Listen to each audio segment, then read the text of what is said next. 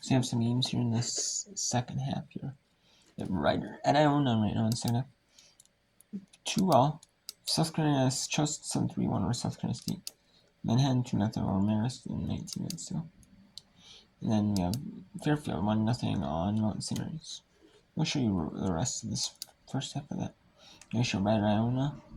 And then we'll go into South Charleston Southern hosting South Carolina State in a non-conference. And St. Peter's at Manhattan.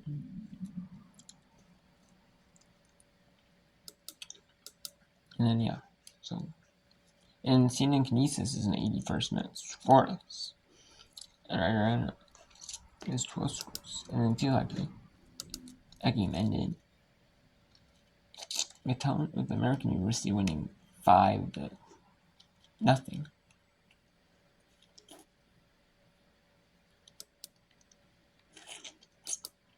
And then yeah, that's a missed one. That should not have started, but they're in the scoring on there early. But and then yeah, let's go to Mount Fairfield. They're up 1-0 on Mount St. Mary's. 3 minutes and about 3 minutes still. Sorry about that. I made a video. Thing was going on, and then I had a phone call during it, so I had to finish the video. Well, it was all the rest of the games were waiting for halftime to go back on. So yeah, and then I had a phone call. So one phone call up to one phone call. Sorry about that. So I'm back. No, anyway.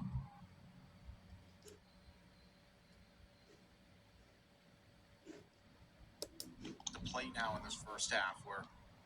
And after this match, I will not be able to show you the when this is the only one on. I will not be able to show you Rubber Burn. I will not do it because I don't want to do a Rubber Burn. We're only one game on.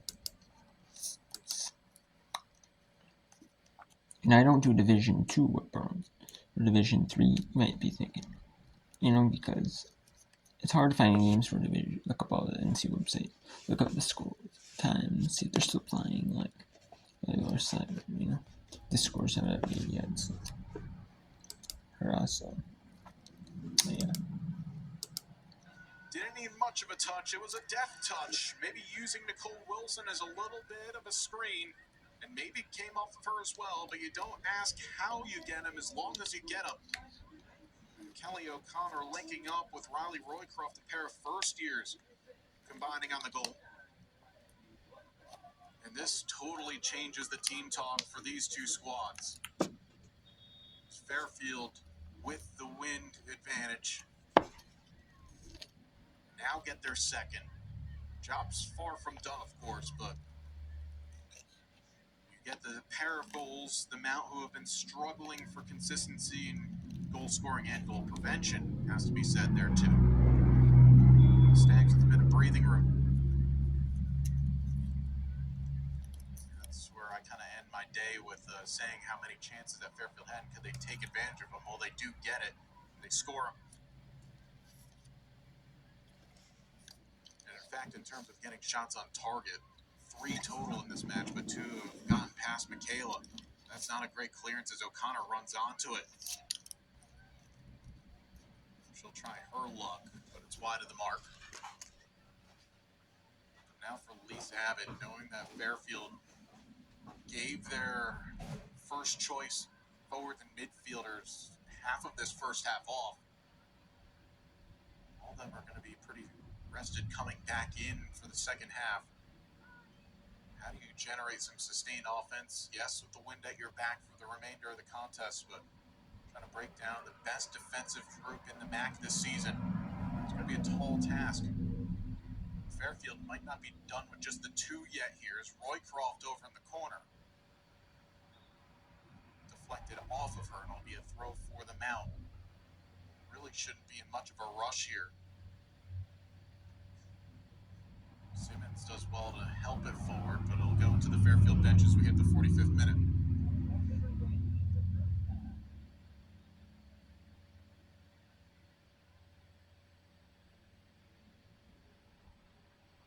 There's to be a fly on the wall for you saw the number of those Fairfield forwards who are just sitting and pondering of what constructive thoughts will be coming from their coach and how can they attack and get more.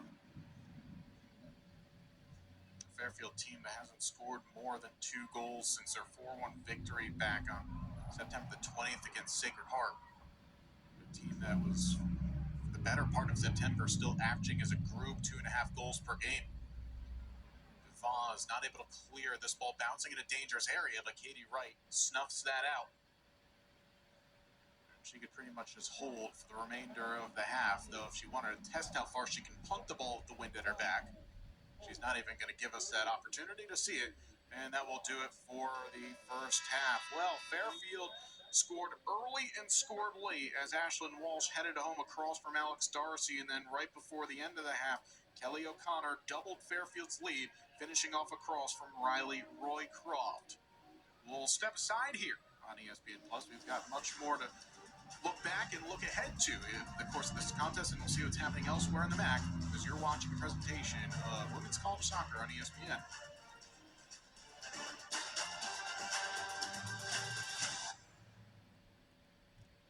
Hey, your barber will be right with you.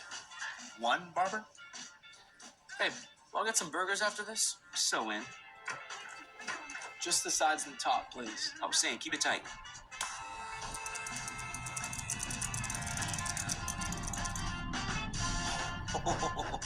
Dude, yours looks great. That's what I'm talking about. Fresh. Now I'm kind of feeling chicken. Okay, sorry about that. Let's go to Ryder and Iona now. 3.5 minutes left between Ryder and Iona. More to SEC Chess and Southern for a little bit. Then we'll go to St. Peter's at Manhattan for just a short bit. In this part, we'll we're in this part. Then we're in this month series. At Fairfield goes in the second half. If South Carolina State and Chess and Southern is continuing, there's also St. Peter's and Manhattan. So we'll do both of them as well. Another victory for them, this time over St. Peter's.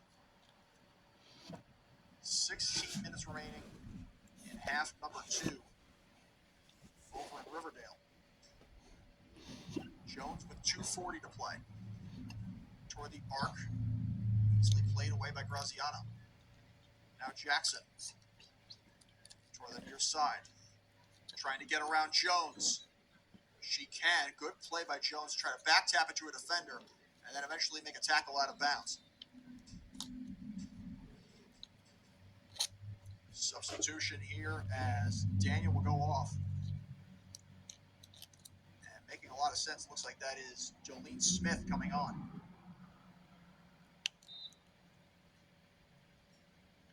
It is officially crunch time, under 2.5 minutes to play. Smith did have a goal in the 89th minute. That one completed her hat trick against St. Peter's. Iona, no stranger to some last-minute magic. Jones having been headed away here. With the far side. Twist along that end line. And a chance working it out toward the 12. Here is a shot deflected out of play. And a corner. That was a great opportunity for Miss Yolik at the very end, near the penalty marker. Down to a minute 52 and ticking. Graziano trying to set up. Gales looking to move toward the front post. High arcing kick over the bar. Headed all the way back out. Gales staying onside Graziano. Playing back away from the goal, now going toward that end line again, and another corner. With 80 seconds. Again, they get it to Graziano quickly. Here is another. And that one goes over the net, out of bounds. Might have been the best chance for Iona. 1 minute remaining. The clock did continue to run as they're setting up for those corner kicks. And a foul issued against Iona. Ryder moving quickly. Calball on the take with 40 seconds. Booting toward midfield. It's sent out by DeGeorge. Jackson hurrying with 30. Jackson's shoe has been untied this entire time. Probably noticed that for the first time maybe 20 minutes ago. As they're down to 20 seconds. Siolik on the ball. Popped high into the air. Still in battle. Venegas. Now Jolene Smith looking to make a run to the outside. 10 seconds. Calball coming all the way out with 7. The highlight of the day, Ryder coming back from 2-0 down as they get a 2-2 draw here with Iona. Manhattan picking up a point on both of them, rather 2 points on both of them on the day. And it seems like a missed opportunity for both sides, maybe more so on Iona's end. Definitely a missed opportunity for Iona. Barker had those 2 goals in the first 15 minutes and really only earned one of them. One of them was a mistake from Ryder's goalie, Ashley Moore. But those 2 Ryder goals, both of them were beauties. Bethany Morgan and then Lauren Black finishing off a rebound on a corner kick opportunity. Ryder really earned that comeback. A 2-2 final as Iona goes into their final 4 matches. Ryder into their final 5. What a bizarre start. Alright, so I'm gonna go to a little bit of whip road now for those 2 matches. Manhattan looks like they're gonna pick up the 3 points, so 3-0 lead so far on. And they're gonna gain 2 in Ryder and Iona here. They're up 2-0 series. Now we'll go to Charleston Southern. This is a non-conference.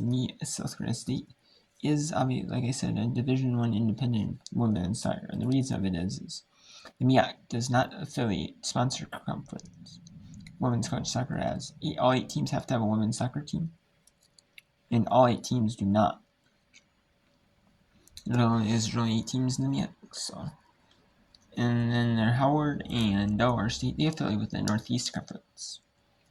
So I believe some of them do affiliate with the NEC, the Northeast Conference, for soccer. Affiliate with Northeast Conference for women's soccer and women's lacrosse. When you do so,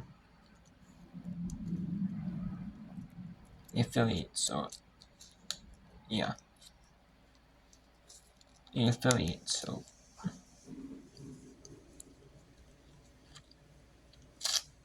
And yeah, if you affiliate with,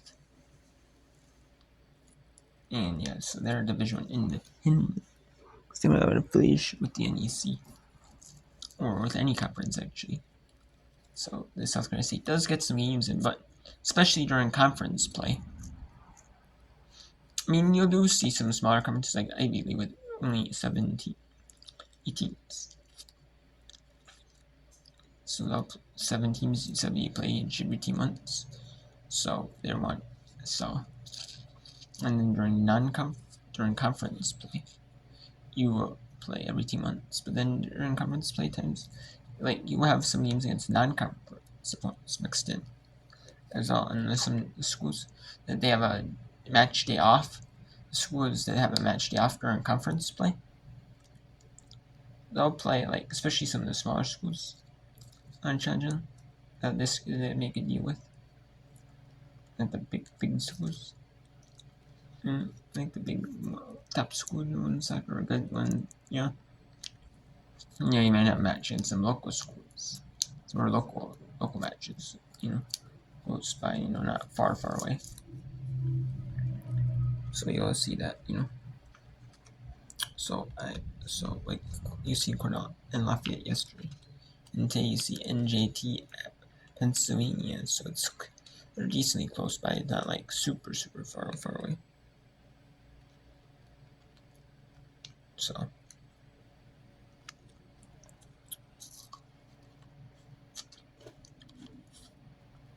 like this one, just South Carolina State Charleston. It's in South Carolina. This game is so it's just